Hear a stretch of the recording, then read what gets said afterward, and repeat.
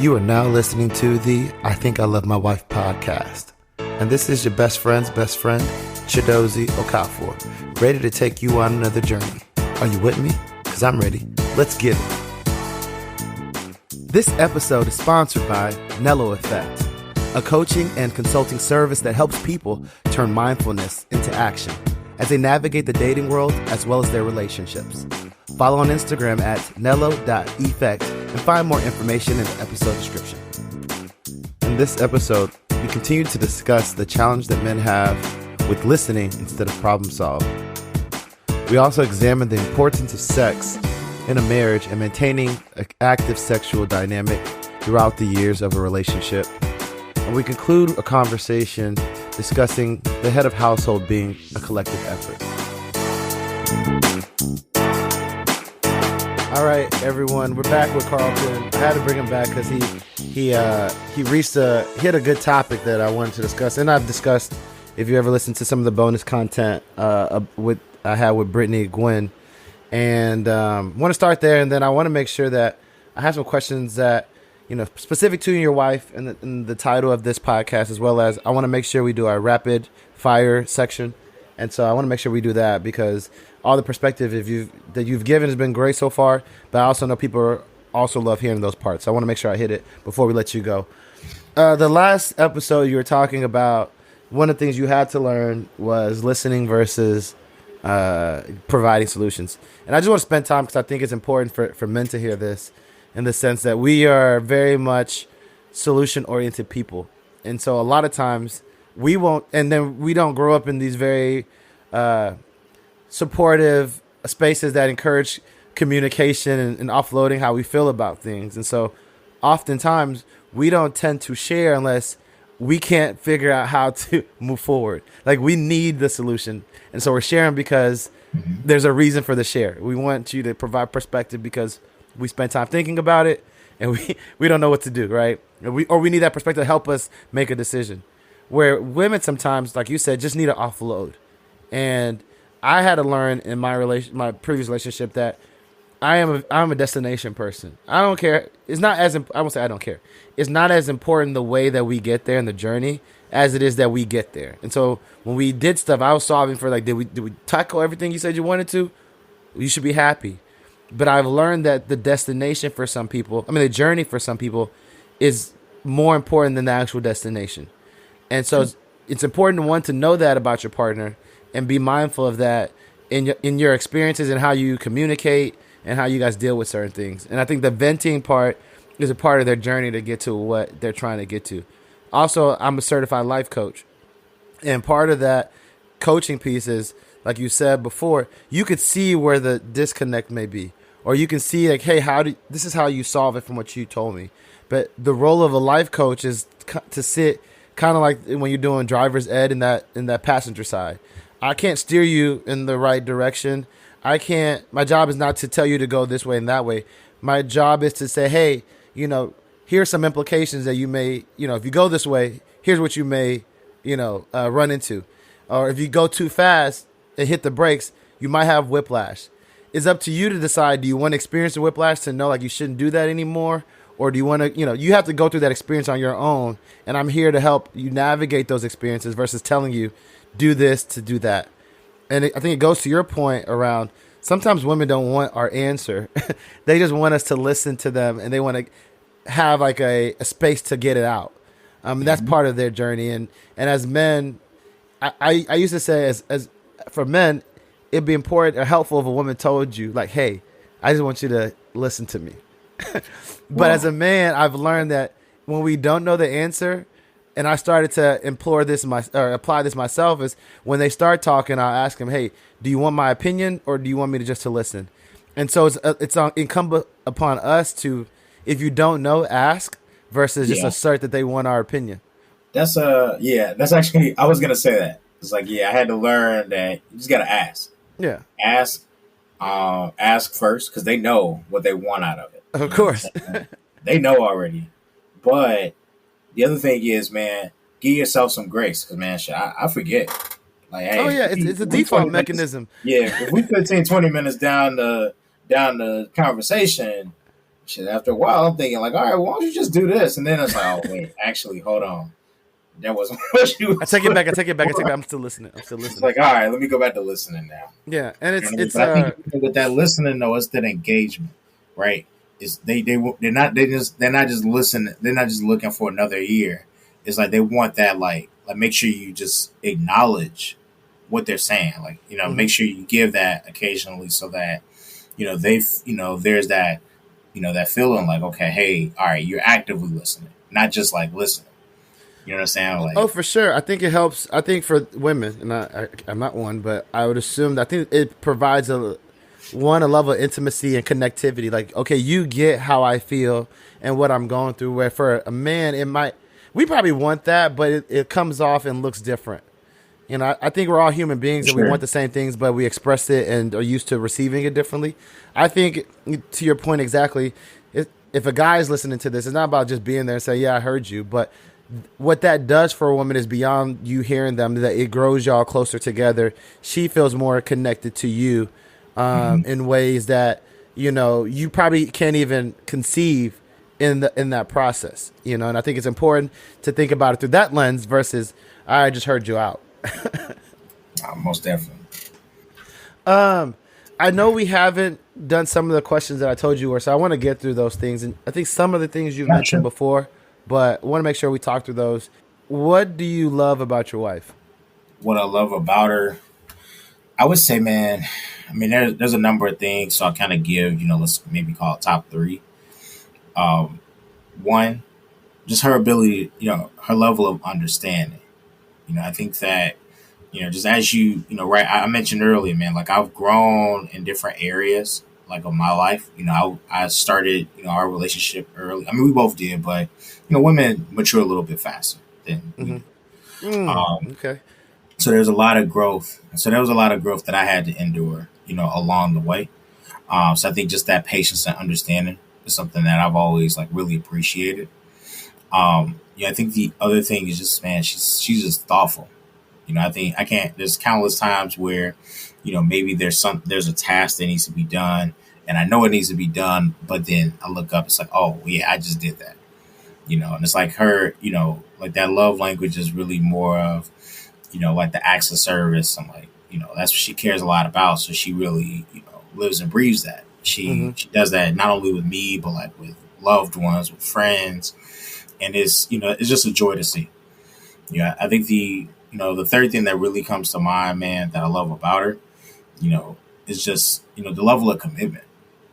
I know that, and that's something for me. I've always grown to appreciate. Not only because it's just a great quality to have and your better half, but it's something I've always wanted. I've always wanted somebody who would be committed to me and really down to like work with me, be in the trenches with me, kind of shoot in the gym with me. Mm-hmm. And I get that and more, from my wife. So, Now I this think was up. definitely, I those hope three you things. tell her those things today. Remind her You those know, things today. well, so I think, yeah, I'll try and make sure I relay those messages. But I think sometimes, man, is we talked about that too. It's like, hey, well, I can tell you, but do you hear me? Yeah. Is it like does it come off as fodder, or is it just is it truly like internalized? And I Mm-hmm. think that sometimes you just got to balance that. Yeah, for sure. What makes her special? It might not be what you love about her. What do you think makes her special? To you, or special in general?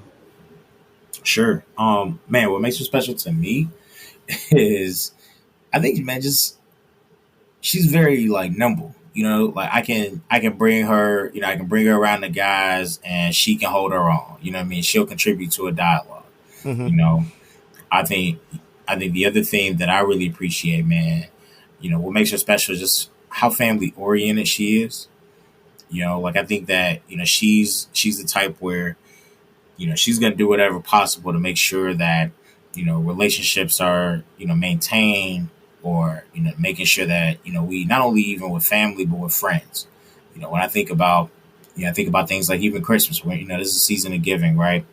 And so it's really just having that mindset of, okay, hey, she's driving a lot of like, hey, all right, here's people we're getting gifts for, what have you, or hey, let's make sure we logistically work out, how we're gonna get it, to them in a time that they can really receive it, and be able to appreciate it at the time they probably want to receive it most, right? On Yeah. Christmas Day or beforehand.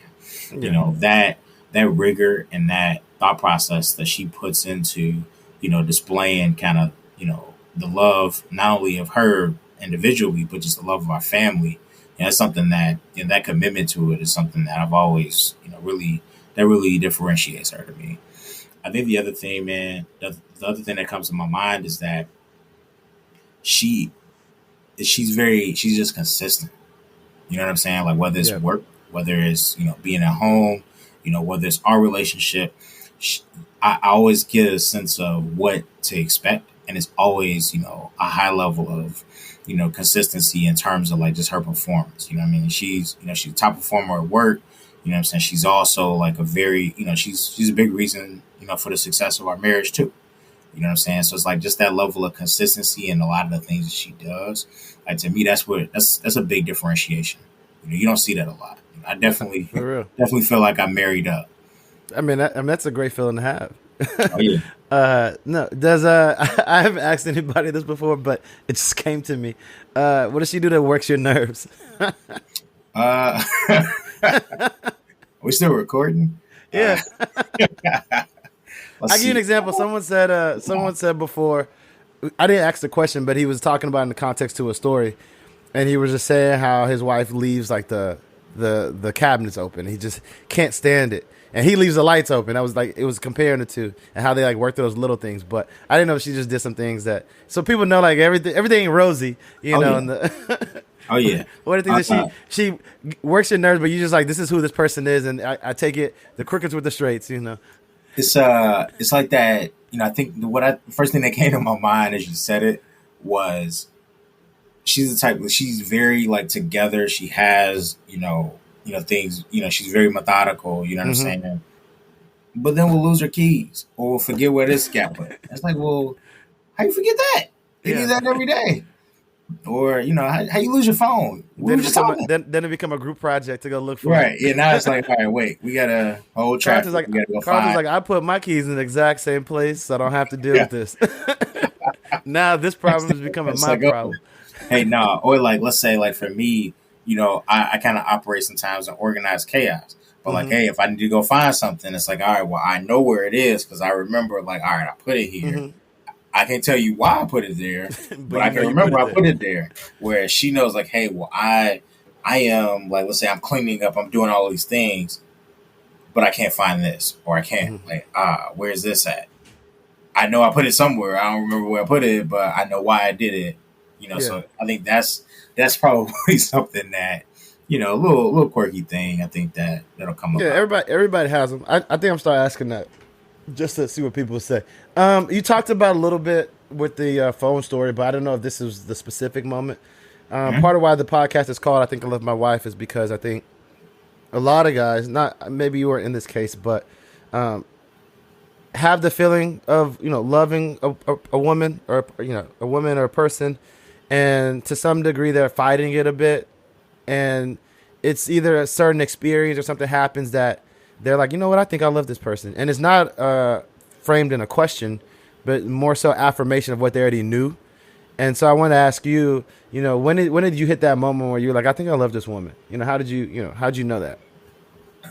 When I knew that, I'm thinking about like, hey, when did I know I loved her? It was. I mean, I'm trying to think because there's a couple of different areas. And we talking about 11 years ago too. You know what I'm 11 saying? plus years ago, Yeah, yeah. yeah, right. I'm getting old. No, I think it was. Oh, it was when we.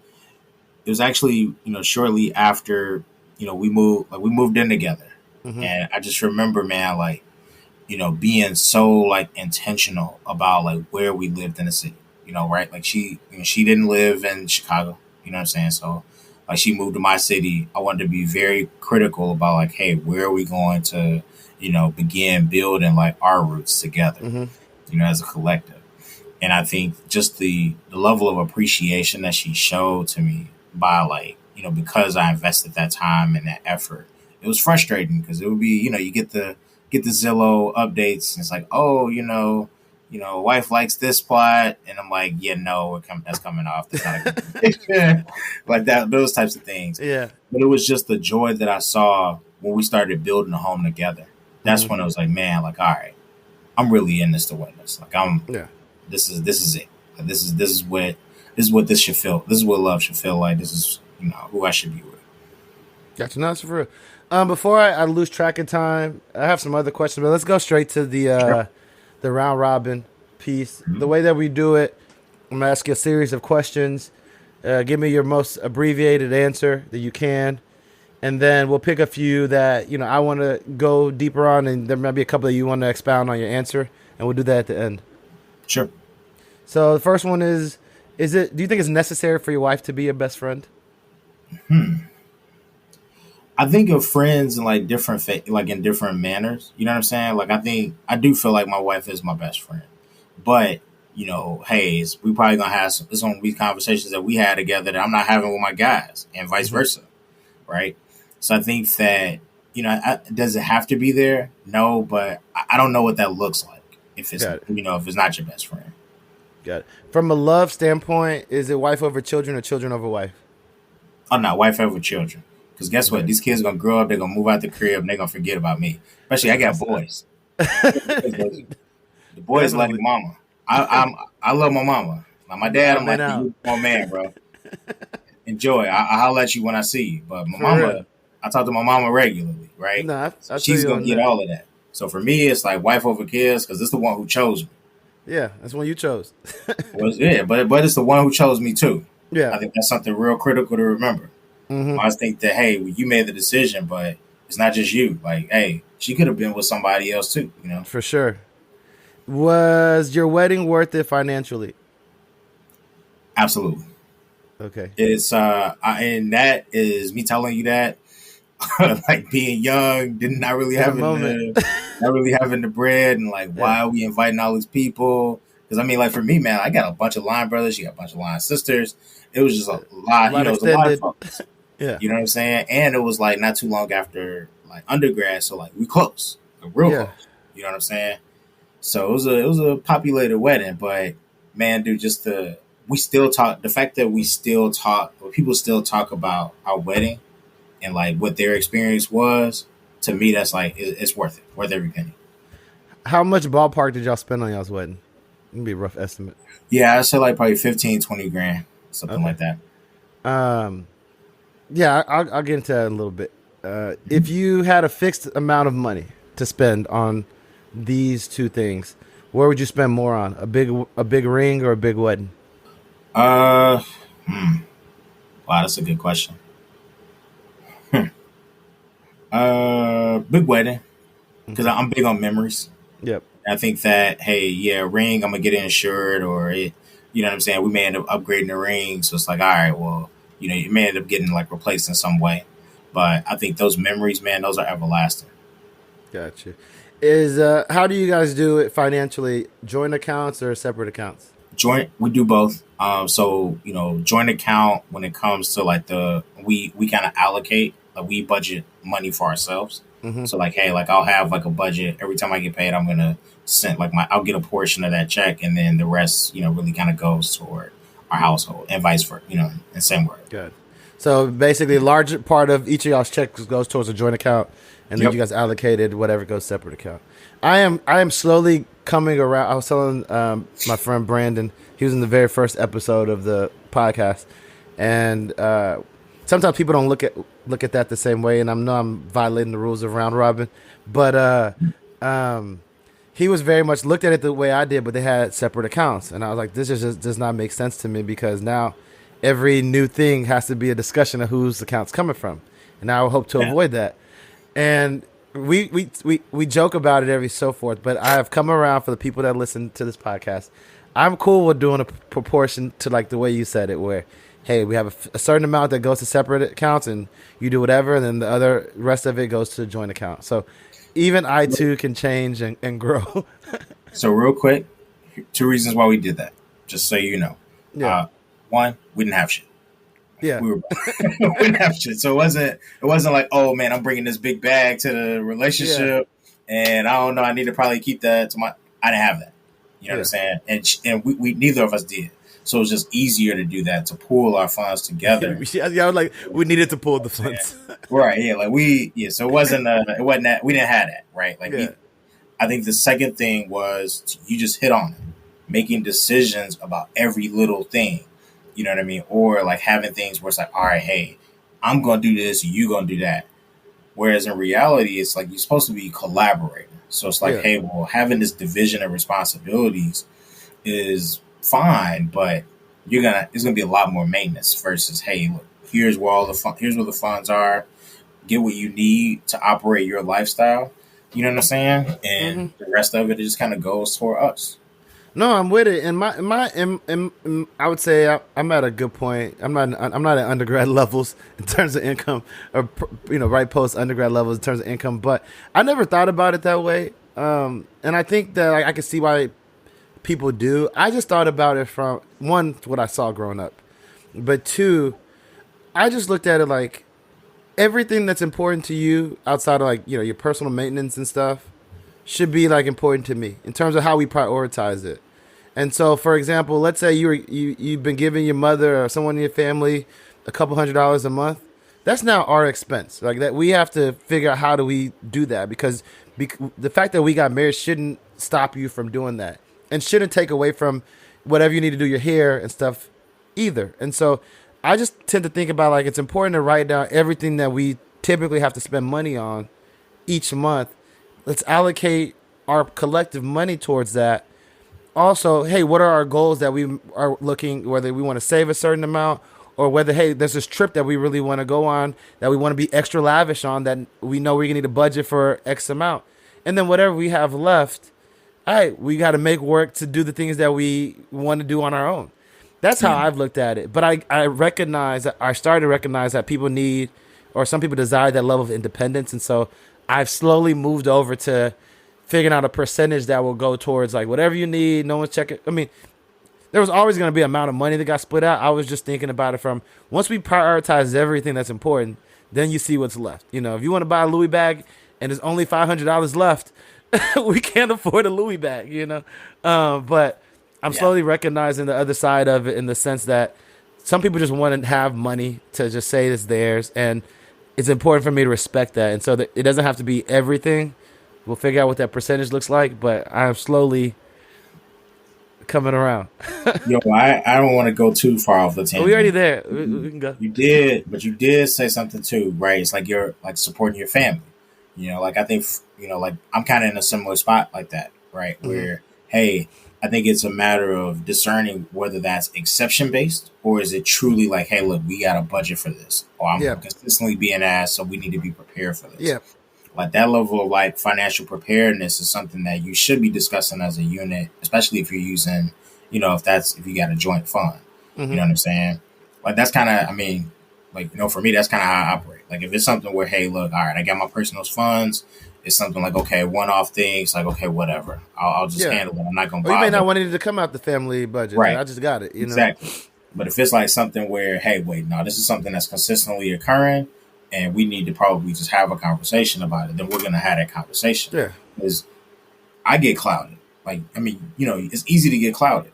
Yeah. And it's easy to just like, spend with your heart and not with your mind. Mm-hmm. And that's where like having that partner kind of keeps you centered.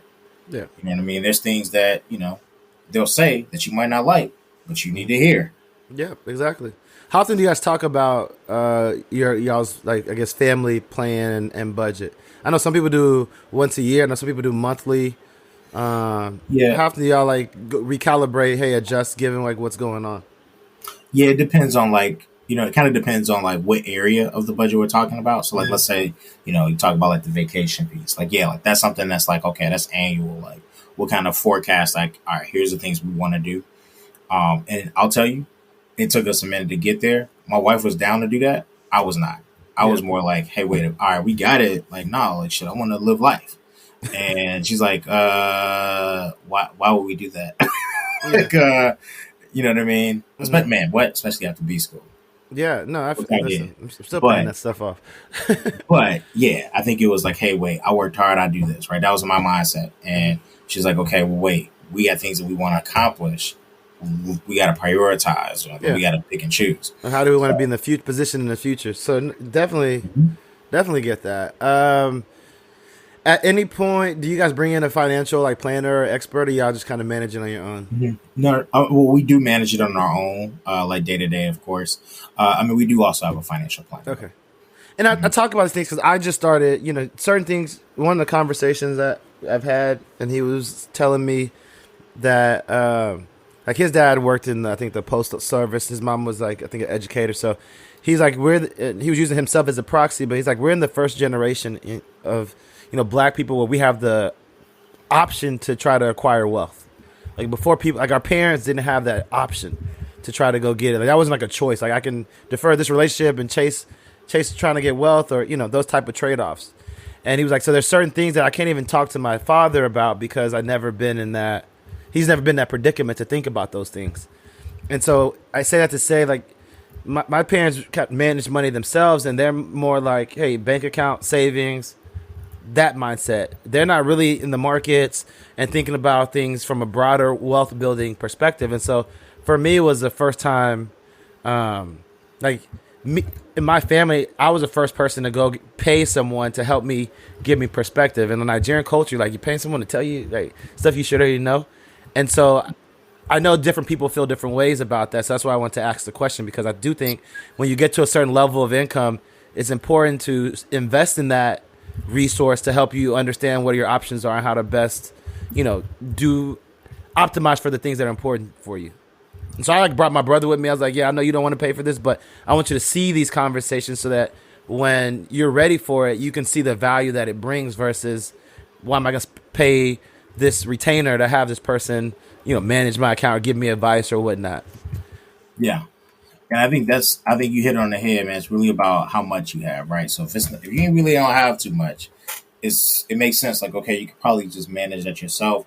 But like once you start getting, especially when people start getting large sums of money, like Yeah, I start mean, getting that 32% bracket. right? Facts, like like that first bonus after B school, you're like, whoa, hold on, Yeah. okay, all right, and then you start making moves, start making decisions, and they could probably be better informed. So Yeah. it's good to have that. But honestly, I feel like, especially if you're going through different inflection points, those are great times to speak with somebody and sort of get like some good counsel, because you don't know everything. You know what I mean? For sure.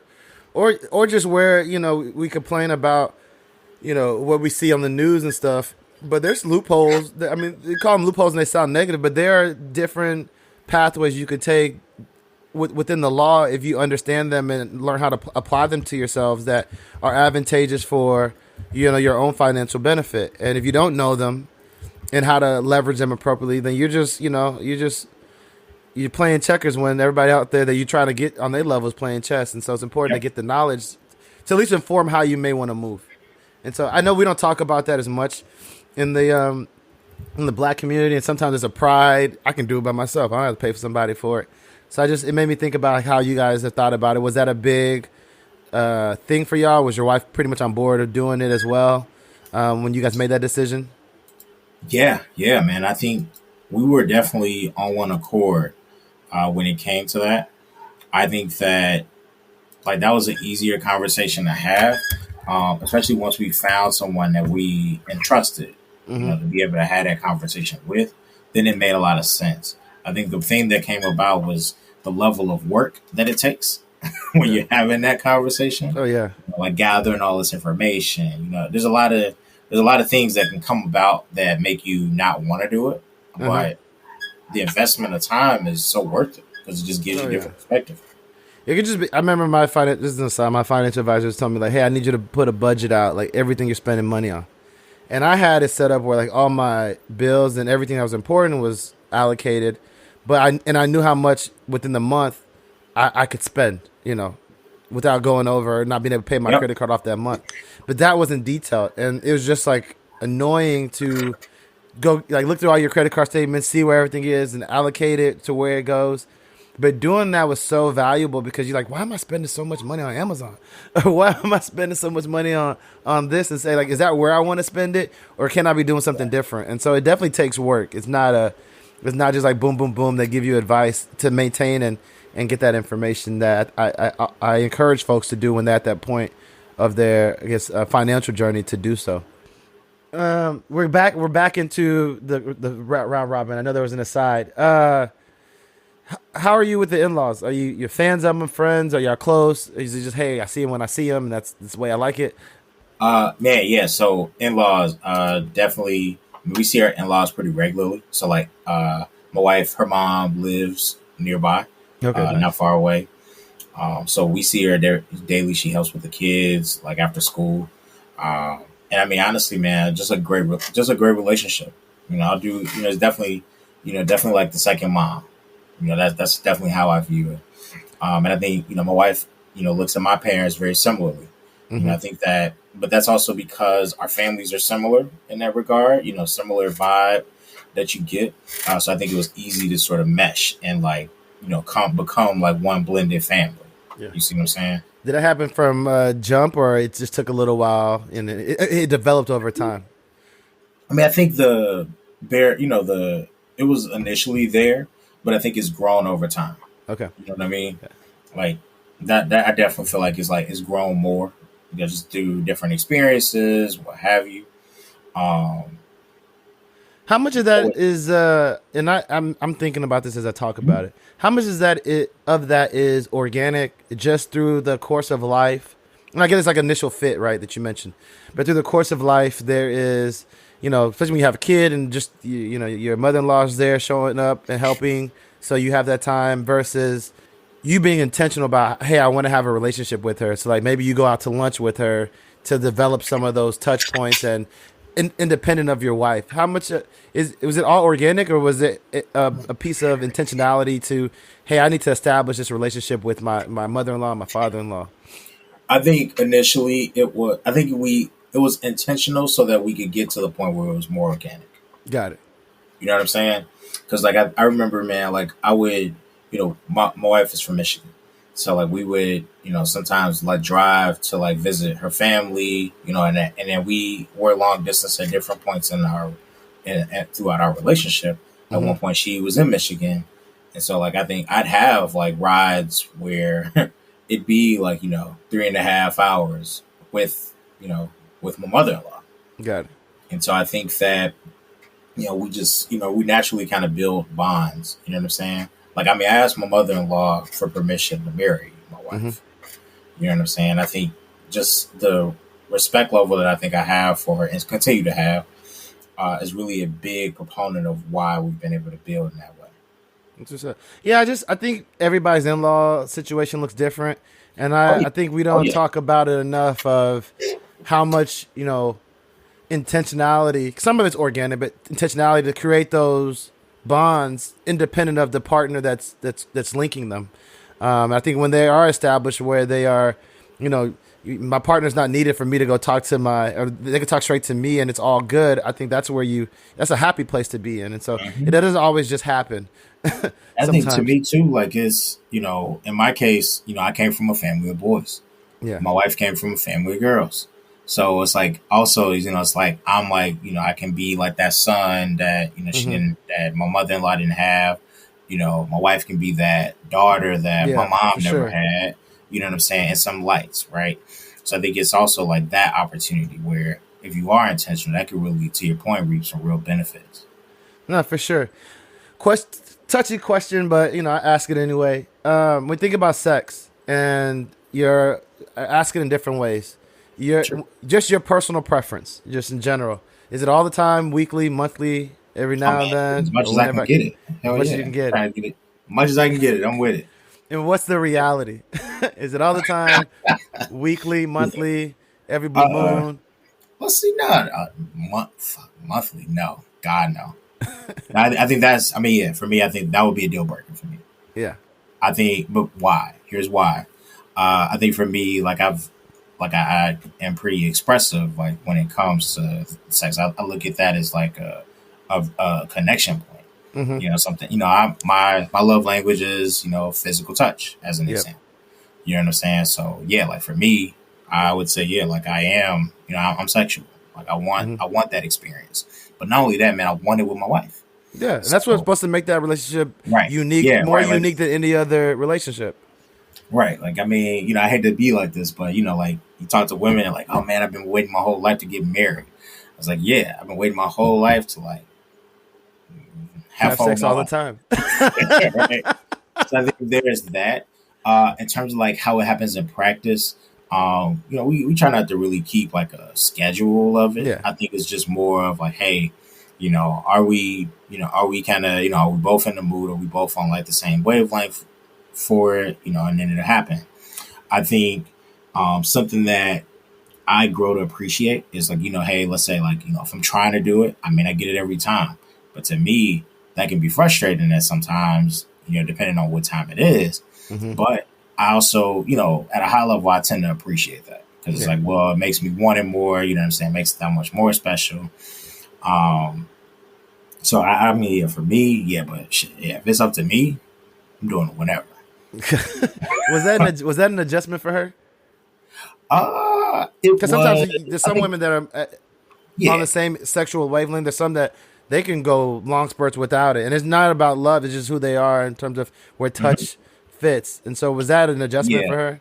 I mean, I think a little bit. I think that was something like we kind of discovered as we like got more and more like deep, like longer into our relationship together. I think there's other things to me that impact that. Right? Like I mean, we all, you have kids, or you think about like a woman. Like that's a lot for a woman to go through. Mm-hmm. Awful lot. And that Yeah. can, those things can sometimes change things. Uh, from a, I guess, from a physiological standpoint too. Um, but yeah, I mean, I think it was a little bit of an adjustment, but I think we both know each other. We know kind of where our head is, and it's just it's always a constant balance. Because it's Yeah. like, hey, you want to do that, right? Yeah, of course, I love to do it every day and all of that, but shit, we also got shit to do. We got we got kids, we got lives that we gotta keep living. We got obligations, all of that stuff. So it's like always like trying to balance it and like making time. But like with anything, man, if you want to do it, you make time to do it. So I'm gonna pry a little bit here, and you just answer where you feel comfortable, where you don't. But I want to do this a little bit more because I think we sex is one of the things we don't talk about enough, right? And I think what we see on TV, what happens in our dating lives, and then what happens in marriage, and then you throw kids looks very different. And so I think the more we can shed light to what those experiences look like, to your point, now you have a good sense to set your expectations versus maybe create a false sense of disappointment because you had maybe unrealistic expectations coming in because you didn't know any better. And so when you think about you and you're like, you've been with her for a long time, so it's a little bit different for you. But Mm-hmm. think about when y'all first started dating and serious to now, like, how would younger you rate your sex game? My son. I mean, Knowing where you're at now, how would you rate it then? oh, ooh, well, yeah. Let's see, younger me. I mean, I kind of akin it to like basketball, like maybe being like rookie sensation or like having a lot of potential. You know what I'm saying? Yeah, a lot of Probably potential. some really good attributes, and then but you just need development. Yeah, That's probably how we categorize it compared to like now. Whereas I think yeah, like now, I mean, you get the benefit of just learning somebody. Little things that little intricacies that are just like like pertinent to like your where you're watering your grass. I yeah. think that is something that the other thing that's something that's real critical. I think the other thing too, man, is that you know, let's say, hey, me very young and me today are two very different people. Yep. Same thing with her. Mm-hmm. We're evolving, we're changing over the years. So we're not the same people that we were at that point. But I think, and that can be a tough pill to swallow at times. You know what I'm No, for saying? So sure. I think yeah, like from the sex standpoint, I said like now, you know, it seems like one of those things where it's like you can always be, there's always gonna be something you can like work on, something you can be better at. Like I think for me, I was more like affectionate, more committed, like from like the foreplay standpoint when I was younger. But it's like Mm-hmm. now it's like, yo, shit, he's tired, bro. But then you gotta push through that, and you gotta like you can't forget that, Yeah. 'cause that, especially with women, man, like they're looking more toward that, you Yeah, know. and that's what I was gonna ask you. I was gonna say, like, I'm sure, like, if younger you were here today, he wouldn't say like I had development areas. He's like, nah, I'm a rookie sensation, you know. Hmm. And there's a lot of conversations where Oh yeah. women aren't pleased as much as they may be, giving off, and the guy's thinking like, he did the damn thing. He's like, I did work, and she's like, she go to her friends like it was just okay. And so I think we tend to like, I think it's important for us to talk about how we've evolved in terms of what's important. And a point you hit on is, you know, especially as someone that wants it more often than not, how do you make sure like you're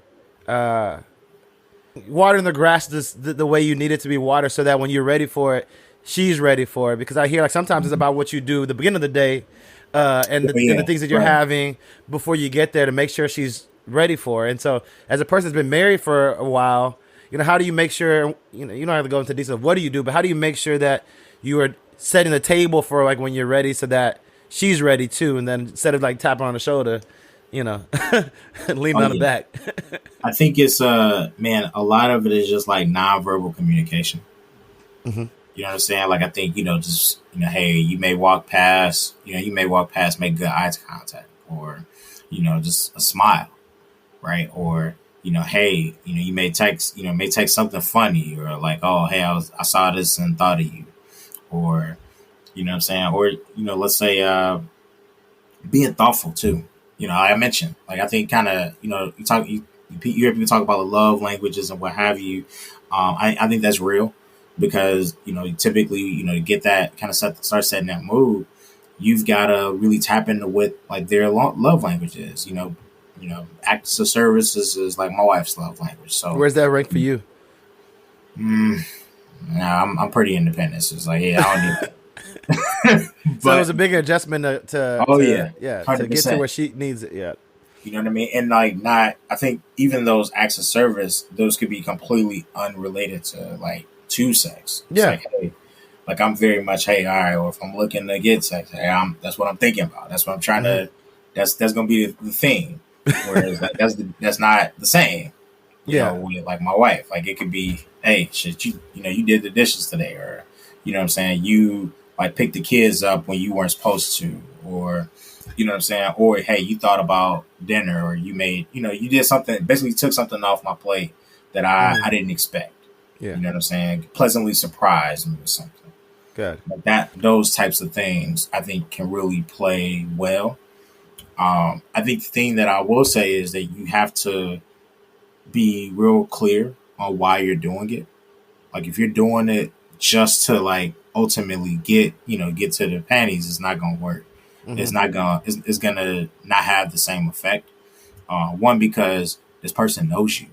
They know how you operate too. Like Yeah. this isn't just some like some rant. Oh, you This did the isn't the dishes new. today. I know what this This is. ain't right. Exactly, exactly. And I think for me that's something that I had to like. You can't finesse somebody who knows you well. They know where your head is. Often, in some cases, before you Yeah, have better than gotten you do at this point. right. Yeah. You know what I'm saying? So it's really it's always about being kind of genuine about why you're doing things. Like just doing things out of the kindness of your heart. But that's where they can kind of put you in a good position. Yeah. And so I asked this question, and I'm remixing a little bit, especially given I'm on this, I say mental health kick, like it's a temporary thing, but I've been really more focused and leaning in on it. And so how happy are you? Like how are you feeling? Just in like everything going on in the world, things you got on your plate. How and happy may not be the word, but how are you feeling? I mean, there's a mix of different feelings, man. I think that, in terms of, you mentioned like happiness. I mean, I am happy. I definitely am. I'm definitely overall, man. I'm happy. I'm happy. I have a good life. You know what I'm saying? I'm able to do the things that I set out to do in the world. Like I'm providing for my family, my kids, are, having a good life experience. My wife is having a solid life experience. I ain't pissed her off too bad when she, just considered not like really being my lady. So that's always a plus. Um, and then, I mean, like work is cool. I got good, I got a real good, group of friends, people that I like, confide in. I got a good relationship with family. So I would say, man, overall, like, yeah, like I'm happy. Yeah. Things are good. Um, is every day perfect? Absolutely not. You often, I definitely go through, you channel those like different like trials and tribulations that you'll face. So I would say, sometimes that can get, some days are better than others when it comes to that. But I mean, yeah, overall, man, I've got a lot to be, I've got a lot to be thankful for, man. Well, it's a blessing, and part of why I ask that question is I think I think it's people in general, but as a guy, I look at you and I say, man, a lot of things that you got, aspiring to build, right? And so, but I see my friends see me and they're like, man, you got a lucky, you don't got nothing to worry about, Mm-hmm. you don't got a lot of things to worry about but yourself. And so when I think about those things, I'm saying, well, damn, Carlton, he has to make sure his marriage is good, he has like family, he has his wife, probably, he has, things that are important to his wife. When I say his wife, that may not be important to him. He has his children. When do you get time for just you? And like, do you have the ability to say these are just Carlton stuff? In that, and what does that look like for you? Yeah, I think that's something that, especially as we go kind of into the new year, that's something that I'm definitely like gonna work on more, because often, man, you do tend to put yourself on the back burner. You know what I'm saying? Like it's real easy to do that. Mm-hmm. You got, you're looking to serve everybody. You're trying to be like kind of trying to be multiple things for multiple people. It's very easy to not think as much about like your own like kind of self, being self-reflective, but also like really kind of prioritizing yourself. And that's something I struggle with. Yeah. I'll think, I'll look at my calendar and be like, damn, like if I go over the week, what I actually like do for myself, or like something that I care about, that Yeah. I want to do myself. No, and I don't think, to your point, I don't think it means you don't have fun, but I do think it's important Oh yeah. to make time for things that energize you or that rejuvenate you and things of that nature. I mean, how important, I know you say you're going to work on it this upcoming year, but how important do you think it is to do that? It's very important. And the reason it is important is because, when people think of you, right, like the world thinks of you in many cases at your best self, but you can't be your best self. You can't enable others to occupy like that space within you without being your best self. But in order to be your best self, you got to prioritize yourself. Mm-hmm. In my opinion, you got to make time for yourself. So that's a big reason why I'm focusing more on that. Like for, as we go into the new year, is because I realize, like, man, if I'm not at 100%, how can I give 100% to someone else? No, for sure. In addition to that, I appreciate the fact that you said not only that you have good friends around you, but people you can confide in. Because I think with a lot of the guys that I know and I'm close with, yourself included, I think, I don't say this in like a negative way, but I think all of them have gone through spurts, if not consistently go through, where they just feel like they're carrying a lot of weight. And not that it's breaking their back, but when you carry something that's heavy for a long time, it just feels, it's draining.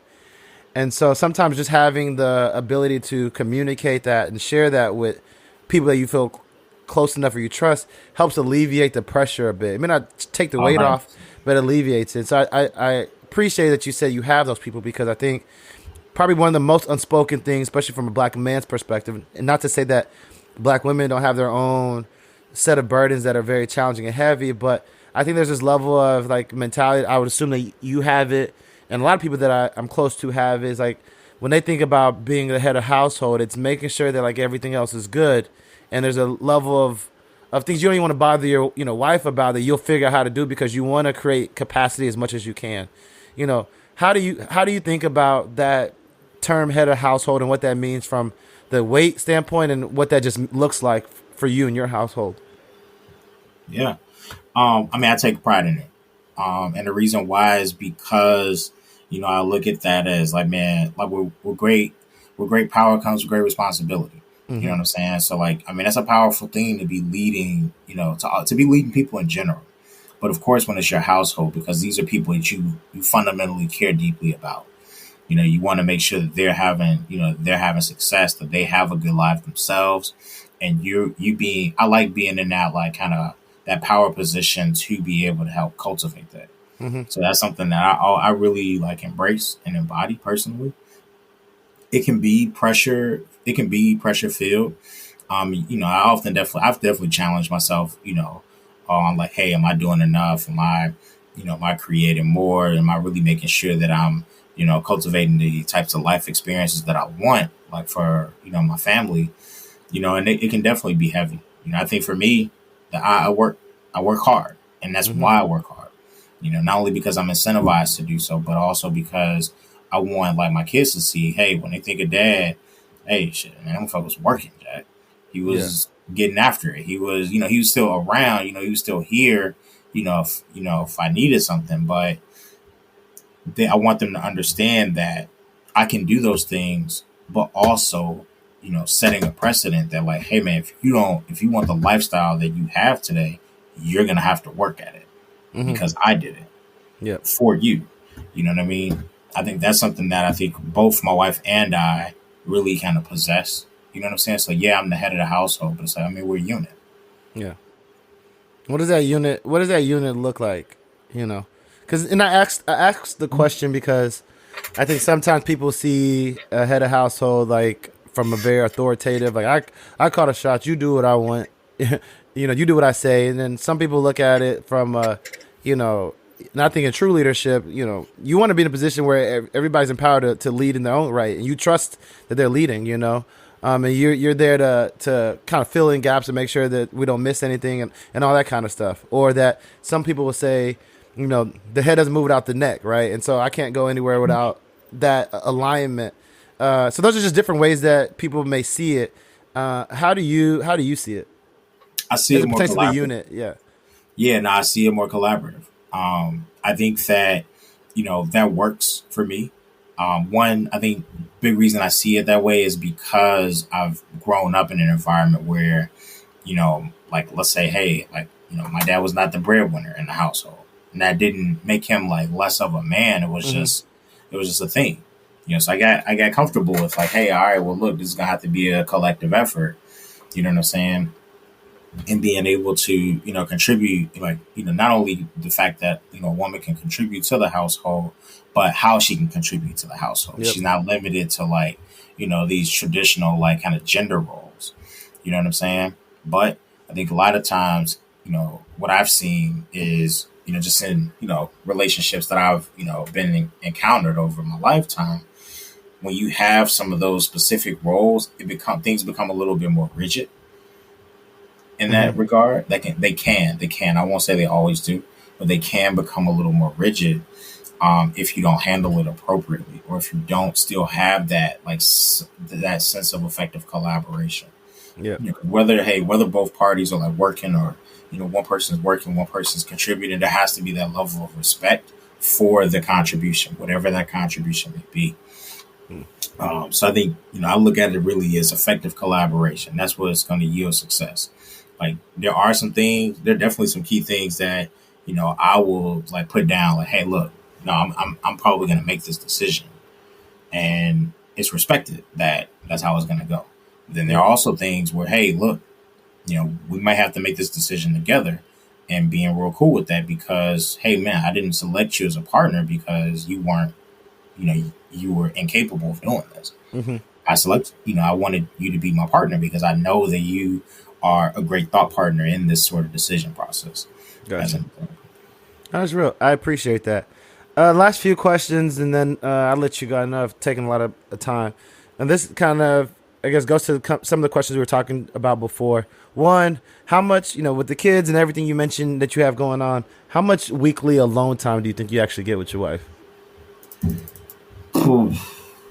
not enough. Shit, not enough. Is that something you're actively working on? Is like it is what it is right I now? mean, I think it's you work on the where you can. You know what I'm saying? Like I think like for us, for instance, man, we one couple of things that I really appreciate. We both like to the occasion, we like TV shows here and there. So like let's say once we get the kids to bed, then we can kind of unwind together. We'll Mm-hmm. maybe watch a show or two. Or we also just kind of will talk. I think Yeah. especially like as like recently, we've really been getting bigger and bigger on just generally talking and like getting a sense of where each other's headspace is. You know, I think that's something that is very important hearing about the day, being able to kind of, inquire more after they share. I think that's something that, helps to keep things, sort of fresh and keep it top of mind and you care. So I think those things are helpful. Now, could we get some more date nights? Absolutely. We need some more. I think we need some more of those. You know what I'm saying? But Yeah. it's just, again, I got two kids who are, self-sufficient, but they're active. Super So it's active. like, Yeah. balancing it. And partially it's self-inflicted too. Like Yeah. I want my kids to be active. There's trade I offs, work right? hard. Oh Yeah. yeah. You want these kids to be active so they get used to balancing their time. hmm But that also requires a time investment From from y'all's us. ends. Yeah. Who would you say runs the show? You or her? Depends on the area. So Okay. like for instance, like yeah, like if it comes to like a big decision, I would say, we're definitely gonna discuss it and then, I'm gonna lead. I'm gonna lead my household. Let's say, it comes to finances, I know that I know myself. I hmm know we need to have a conversation, especially if it's a big ticket item, we're going to have a conversation in the line on it. You know what I'm hmm saying? So I would say definitely like I'm the head of the household, but we collaborate, we work Gotcha. together. You know what What I'm would you saying? say is your wife's greatest attribute? Very good project in a project management standpoint. Like she's very, very organized person in general. hmm She does a really good job of thinking through, you know, the various components of getting just about anything done. hmm And I think that's a real critical step, a real critical attribute when it comes to like yield and success. I think that's a big reason, we are what we are. Got it. You know? That's what's up. Would you, for you specifically, what's more important, to be loved by your partner or respected by your partner? For me, I would say, I would say love. Here's why. I feel like with respect, you give respect to get it. hmm If you're not giving the respect, then how can you expect someone to respect you? And I know I'm a person that I'm gonna give respect to, the woman that I love. So I think I want to be loved because I know, in some cases, man, you're gonna make some decisions where it's not just like, black and white. So you're gonna navigate a lot of gray, Yeah. over the time, right? So I think that, having somebody who knows your heart and knows where where the place you're coming from is very important. And I think the respect thing, I don't worry about that because I'm going to set a precedent to be respected. So it's not going to be a discussion of Not a whether we question. have Got it. it. So last set of questions here. At the end of the day, independent of your partner, why Mhm. did you get married? I mean, man, I always aspired to have someone to share my successes with. I always wanted that like companionship. You know what I'm hmm saying? I don't know, like I was a relationship guy, and I mean, I ain't perfect. I'm saying I've had some experiences, but I've always just generally wanted like to have that that level of commitment. I've hmm always respected that about people who were married that I had come across. I thought that was something that was very special. Okay. And then what would you say, what were some of your biggest misconceptions you had about marriage? Especially looking back 10 plus years ago. Let's see. I mean, just I think it was just the misconception was more of like the depths that you go through as a unit. hmm I think that you see things, we all see people, right? You see people be together and you see the positive sides, right? You see all of the highlights. You don't get to see like the struggles directly, not nearly as much as, it'd probably be beneficial for us to see. Yeah. You don't see that often. You see everybody's polished. Like you think about when you see married people, you see them when they're out. You see them like at weddings. You see them, just kind of navigating life. And life always appears to be better, than what it may actually be in practice. hmm And so having that sort of vision and having that reflection into other people, you don't really get to see like the struggle that they went through to get to where they are or to get to that happiness. That hmm took work. And I think Yep. you got to understand, you hit on it early. You got to understand the journey. It's not just about the destination because all you're seeing on a day to day is the destination from someone else's household, but you ain't seeing the journey that they took to get there. No, that's real. That's real.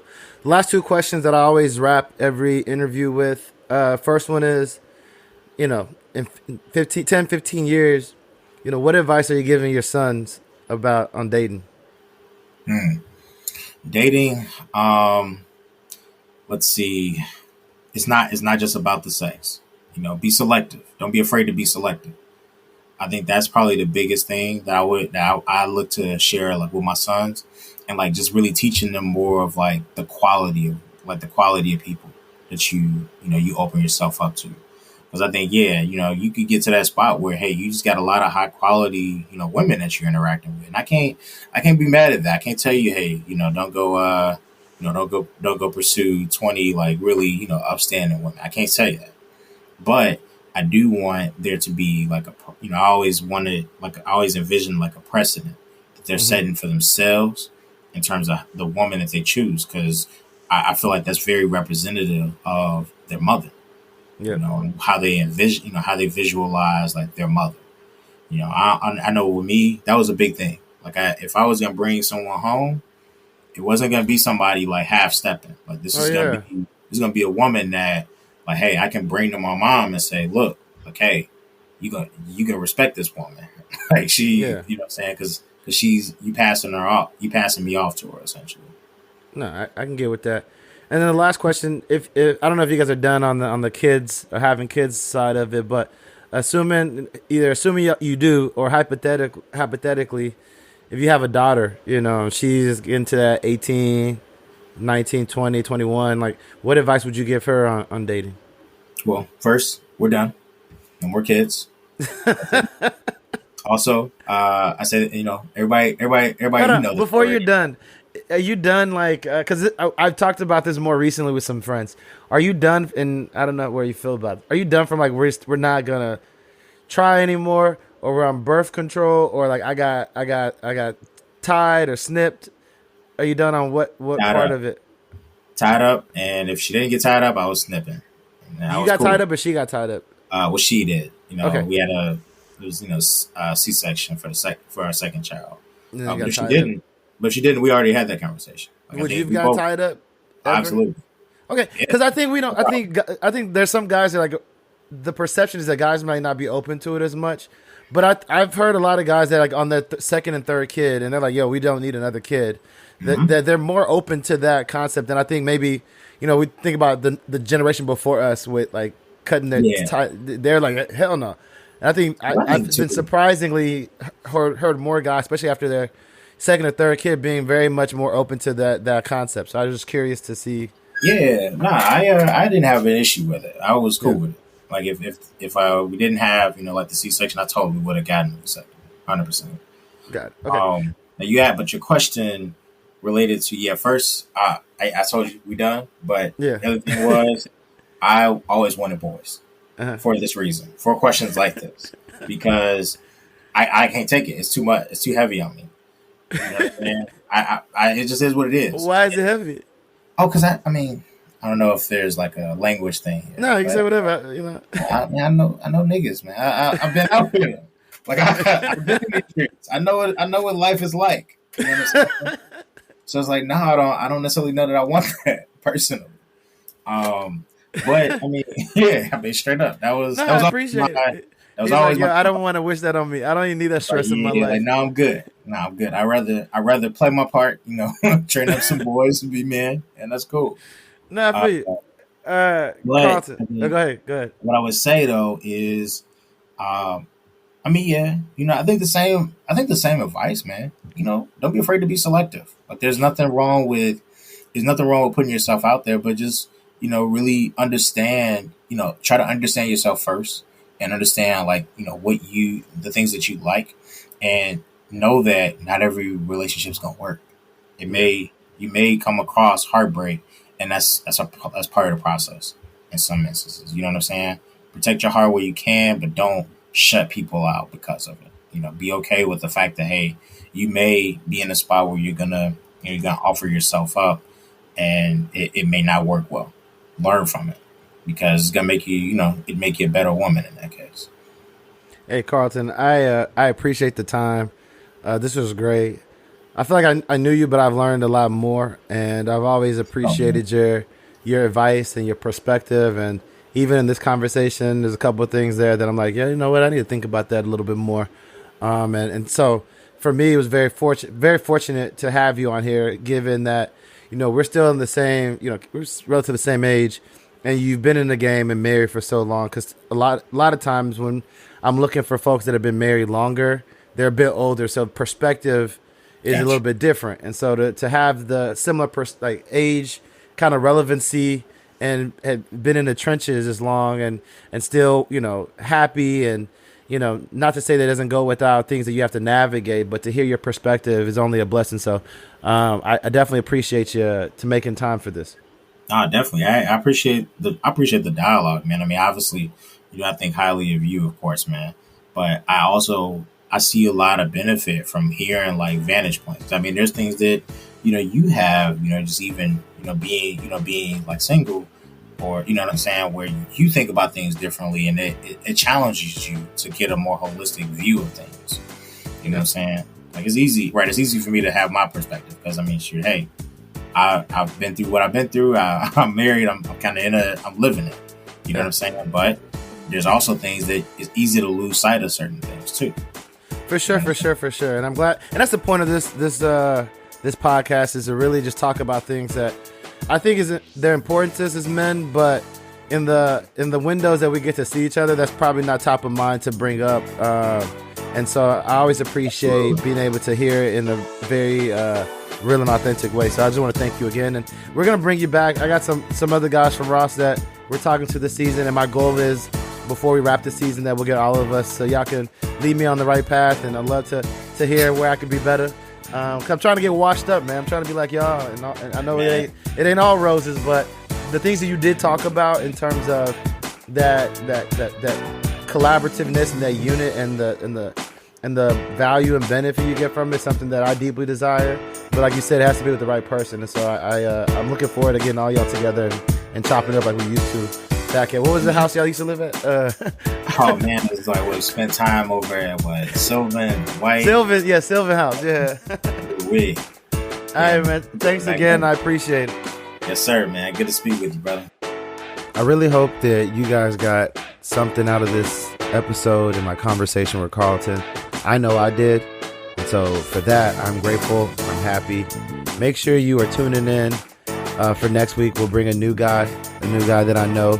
It's going to be good. I can just guarantee you that. In the meantime, you know what it is. Follow, subscribe, share. I'll say it again. Follow, subscribe, share. I'll say it one more time. For those that need to hear it in the back, follow, subscribe, share, leave a review. Until next time, hope the conversation